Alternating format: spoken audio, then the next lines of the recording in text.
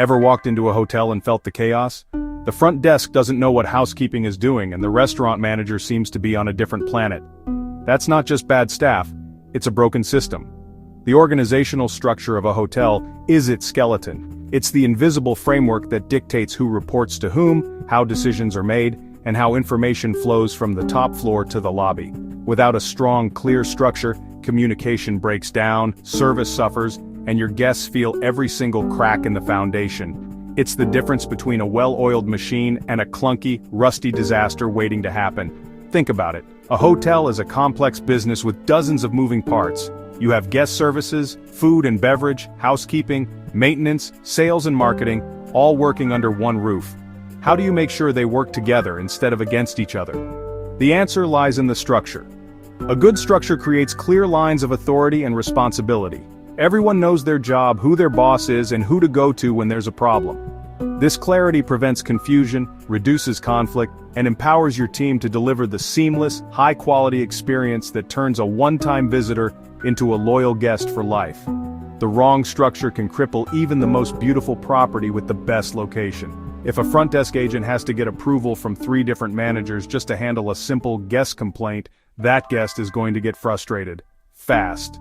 On the other hand, if that same agent is empowered to make decisions on the spot, they can turn a negative situation into a positive one, winning the guest's loyalty. So, let's break it down. We're going to look at the main types of structures you'll find in the hotel world: the traditional hierarchy, the nimble flat structure, and the more complex matrix and divisional models. Each one has its place, its strengths, and its weaknesses. There's no single best answer, but there is a best fit for your specific hotel's size, brand, and goals.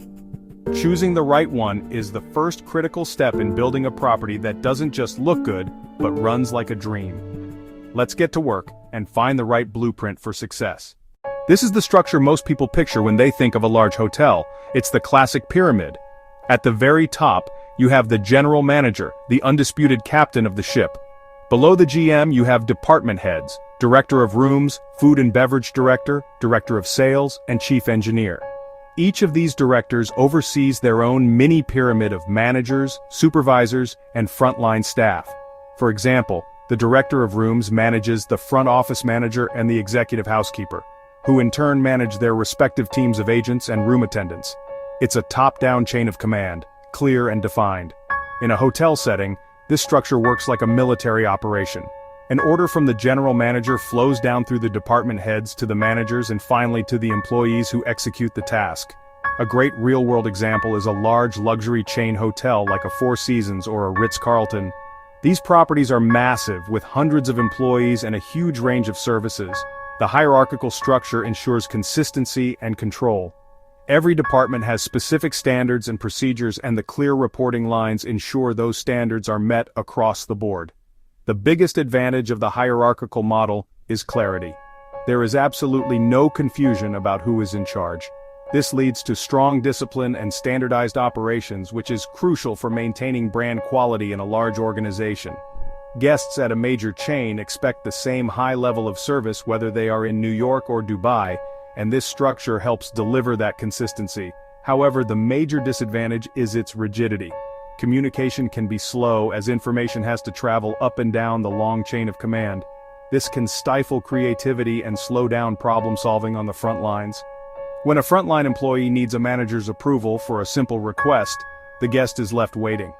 Management can become disconnected from the day-to-day realities of the guest experience. While the hierarchical structure provides control and consistency, it can make a hotel feel bureaucratic and slow to respond. It's a powerful tool for large-scale operations, but it needs strong leaders at every level to prevent it from becoming a roadblock to great service.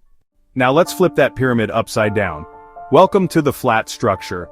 You'll find this model in smaller, independent or boutique hotels where there are fewer layers of management between the owner or general manager and the frontline staff. In many cases, the owner might also be the GM. There might be a few key people like a head of guest services and a head of housekeeping who report directly to the top, but largely, employees are empowered to work together, communicate directly, and make decisions without having to climb a long corporate ladder. It's all about collaboration and direct access. Imagine a charming 20-room bed and breakfast or a trendy urban boutique hotel. The owner is often on-site daily working alongside the staff. A front desk agent who notices a maintenance issue doesn't file a report that goes to a supervisor who then tells a manager. They walk over and talk directly to the maintenance person. This direct line of communication is the hallmark of a flat structure. A great example would be the Red Lion Inn in Stockbridge, Massachusetts, an independent historic hotel where a close-knit team works under a more accessible management layer to preserve a unique personal guest experience. The huge advantage here is speed and agility. Decisions are made quickly, and the hotel can adapt rapidly to guest needs or changing market conditions. This fosters a strong sense of teamwork and ownership among employees who feel more valued and empowered. Staff morale is often higher in these environments. The primary disadvantage, however, is the potential for a lack of clear direction or role confusion as the hotel grows. Without defined reporting lines, it can become unclear who is ultimately responsible for a task, which can lead to chaos if not managed carefully by a strong leader. This structure can be fantastic for guest satisfaction. When an employee is empowered to solve a problem on the spot, comping a breakfast after a service hiccup or upgrading a regular guest, it creates a memorable, personal touch that big chains struggle to replicate. Management is deeply connected to both the staff and the guests, able to get instant, unfiltered feedback. However, if the owner or GM is a poor leader, the lack of structure can lead to inconsistency. One guest might have a wonderful, personalized experience, while another might face confusion and disorganized service. It's a high-reward system that relies heavily on great people. Let's get a bit more complex. The matrix structure is like a grid. An employee might have two bosses, their functional manager, like the head of housekeeping, and a project manager. This is common in large hotel companies when launching a new initiative, like a sustainability program or a new technology rollout. A front desk manager might report to the director of rooms for their daily duties, but also report to the Green Initiative project manager for tasks related to that specific project. It's about pooling specialists from different departments to achieve a common goal without permanently changing the core structure. The divisional structure is different. It's used by massive global hotel corporations like Marriott or Hilton. The company is broken down into separate divisions which can be based on geography, like North America Division or Asia Pacific Division, or by brand, such as Luxury Brands Division or Mid-Range Brands Division. Each division operates almost like its own separate company with its own head, its own marketing, and its own operational teams. The corporate headquarters provides overarching strategy and support, but the divisions have a high degree of autonomy to manage their specific markets or brands effectively.